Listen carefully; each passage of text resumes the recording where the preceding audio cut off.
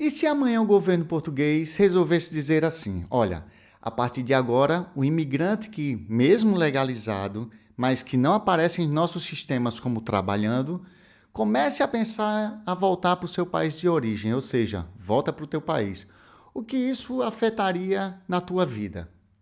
E aí, dropados, Dan Félix aqui para trocar uma ideia séria com você, principalmente se você é imigrante, está em Portugal ou pensa em vir para cá. Eu vivo em Portugal desde 2017. Já passei por subemprego, salário apertado, fila de documentos, aquele combo completo que todo imigrante conhece. CEF, que agora é AIMA, NIF, Segurança Social, contrato, renovações. Eu sei o que é fazer tudo certinho, se legalizar, pagar imposto, construir a vida aqui. E mesmo assim ter a sensação de que em algum dia alguém, se tiver que rodar alguém nesse negócio, é sempre o imigrante que vai rodar, não é? Esses dias eu vi um vídeo do André Oliveira, do canal Brasil na Europa, falando de uma proposta de expulsar imigrantes que estão legalmente em Portugal, mas que supostamente não estão trabalhando. Eu quis reagir a isso não como advogado, não como especialista em política, alguma coisa do tipo, mas alguém que também está aqui, também é imigrante, também tem família, tem boleto para pagar e tem medo de uma decisão de um político qualquer que nunca viu a minha cara, por exemplo.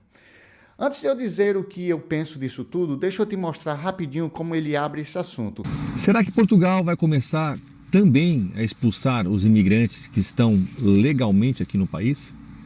Boas, pessoal, tudo bem? André Oliveira, tudo bem com vocês? Espero que sim. Canal aqui Brasil na Europa, seja bem-vindo. Se você abriu esse vídeo, obrigado pelo carinho e pela confiança. Se você é novo no canal, não esqueça de se inscrever, tá bom? Desde 2016, ano que vem eu vou fazer 10 anos aqui no YouTube, mais de 3.000 vídeos, tentando ajudar vocês a entenderem a lógica aqui de Portugal, tá? Vamos lá. Saiu essa notícia, ok? Parece que sim. O partido Chega fez uma proposta, porque qual que é a lógica deles? Vou explicar. Depois eu vou dizer a minha opinião, ok? A lógica é, eles identificaram 1,5 milhão de imigrantes e mais ou menos 400 mil é que estão trabalhando, todo o resto não estão trabalhando. Então eles querem expulsar as pessoas que supostamente não estão trabalhando. Então, o ponto de partida é o seguinte, é mais ou menos esse aqui. Existe um partido surfando nessa narrativa de que tem 1,5 milhão de imigrantes aqui em Portugal, vivendo aqui, mas só uma parte desses imigrantes estariam trabalhando formalmente. E que, em teoria, quem não está produzindo deveria ser mandado embora. Para quem está de fora, cansado de ver tudo isso caro, salário baixo, crises, um monte de problema, isso pode até parecer uma boa ideia, né? Tipo, quem não está trabalhando, manda de volta e depois resolve o problema aí. É assim que vamos resolver esse tal problema. Só que a vida real não é tão simples assim. A vida não é só um número, são planilhas de Excel, ou gráficos, ou discurso bonito em televisão. Tem gente que já deu muito por esse país, que já pagou impostos, por anos inclusive, que puxou a segurança social, que construiu uma história aqui e hoje está numa fase difícil. Aí essa pessoa entra no mesmo saco, no mesmo bolo de não presta, manda embora. Aí já não é justiça, né, gente? Aí já não sei nem o que dizer. O próprio André deixa claro logo em seguida que ele não é a favor de bagunça, de imigração descontrolada, de vem de qualquer jeito e depois vê no que dá. E nisso, sinceramente, eu também concordo. Deixa eu te deixar outra parte do vídeo do André aqui. Essa medida, na minha visão, ela me parece ser muito populista, me parece ser muito um discurso, né, saborosinho, né, para aquelas pessoas que estão com raiva da imigração. E aí você joga mais um saborzinho, né? Por quê? Primeiro que essa medida, eu tenho certeza que ela é inconstitucional, tá? Porque essas pessoas receberam um aval do Estado, do governo, para estar aqui. Elas estão legalizadas, elas entregaram os documentos. Por exemplo, uma pessoa que se aposentou está com visto D7, um empresário que eventualmente chegou no país com o visto D2, passado 4, 5 anos a empresa não correu bem, ele está no momento de transição, ou se ele vai trabalhar para uma outra pessoa, se vai abrir uma outra empresa. Então, parece que ele está desempregado, parece que ele não está fazendo nada, tá? Então, tem uma série de pessoas que estão legalizadas e que muito provavelmente estão no chamado momento de transição. Veja bem, ele está falando de gente que entrou pela porta da frente. Aposentado com visto D7, empresário com visto D2, pessoa que veio com projeto, trouxe documentação, investiu, abriu empresa, pagou segurança social, tentou fazer a coisa certa. E como acontece na vida de qualquer um, às vezes a empresa não dá certo. Às vezes a pessoa fecha um ciclo, entra numa fase de transição, fica um tempo sem contrato, repensando o que vai fazer da vida. E isso não é vagabundagem, né, gente? Isso é uma vida normal acontecendo. Qualquer um pode passar por isso. Português que está na Inglaterra, que está no Brasil, brasileiro, ucraniano, seja quem for. E quando você pega só um recorte dessa fase, congela o frame e cola um rótulo, não estar trabalhando logo não serve, você ignora toda a história que veio antes. Anos de contribuição, impostos pagos, tempo de casa, família que depende daquela pessoa, enfim, muita coisa. Aí vem a parte mais crua do discurso. E é aqui que, para mim, o problema fica ainda mais claro. Ouve só essa frase aqui do André. Agora, você avaliar de forma crua e nua, ó, esse trabalha, esse não trabalha. Esse não trabalha, tchau. Esse trabalha, fica. Não faz sentido. Quando você reduz um ser humano a isso, esse trabalha, fica, esse não trabalha, tchau. Você não está falando só de política pública. Você está falando de descartar a gente como se fosse uma peça de reposição, uma coisa qualquer. E sendo bem honesto, isso não bate só no imigrante que não está trabalhando hoje. Bate em todo mundo que sabe que a vida dá voltas, né? Imagina uma pessoa que está há 10, 15, 20 anos em Portugal. Pagou segurança social durante décadas, sustentou família, talvez criou filhos aqui, talvez abriu empresa, gerou emprego. E do nada vive um ano difícil, uma fase difícil da vida. Empresa fecha, crise econômica, problema de saúde, um burnout, sei lá, qualquer coisa. E essa pessoa, de um dia para o outro, passa a ser vista só como não produtiva e automaticamente descartável.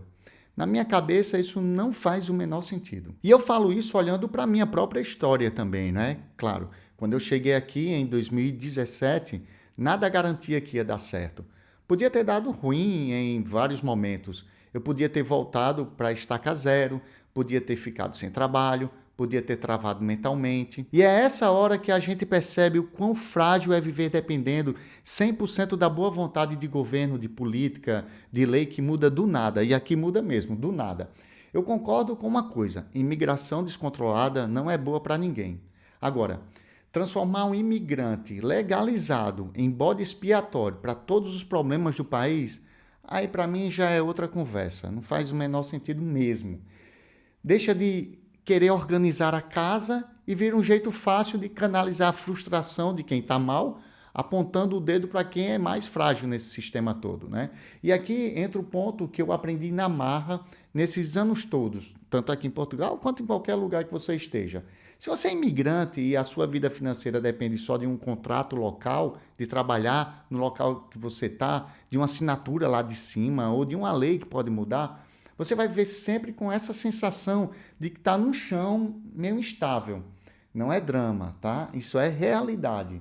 No meu caso, uma das formas que eu encontrei para não ficar 100% refém disso, né, foi começar a construir um negócio online paralelo. Hoje eu tenho a Dropdown, que é um tipo de guarda-chuva de tudo que eu faço na internet.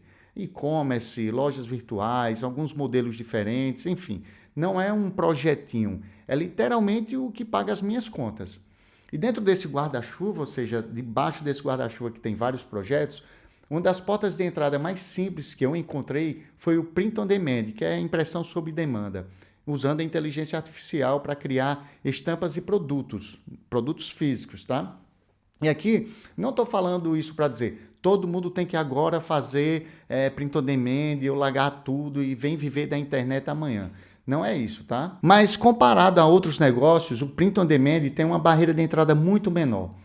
Você não precisa encher a casa de caixas e mais caixas, não precisa investir pesado em estoque, não precisa virar design profissional. Com as ferramentas de IA, de inteligência artificial, que existem hoje, dá para começar pequeno ir aprendendo e ir testando, sem se endividar inteiro, sem colocar tudo em risco. Foi vendo muita gente perdida, principalmente imigrante, que eu acabei estruturando o método Pod mais IA, que é justamente esse pedaço do meu trabalho, onde eu mostro passo a passo como eu faria hoje para começar do zero, e se eu estivesse começando, eu usaria esse modelo. É uma parte do que eu faço, não é a minha vida inteira, tá? Eu faço muita coisa na internet, inclusive. E eu nem quero transformar esse vídeo num grande anúncio disso aqui, tá?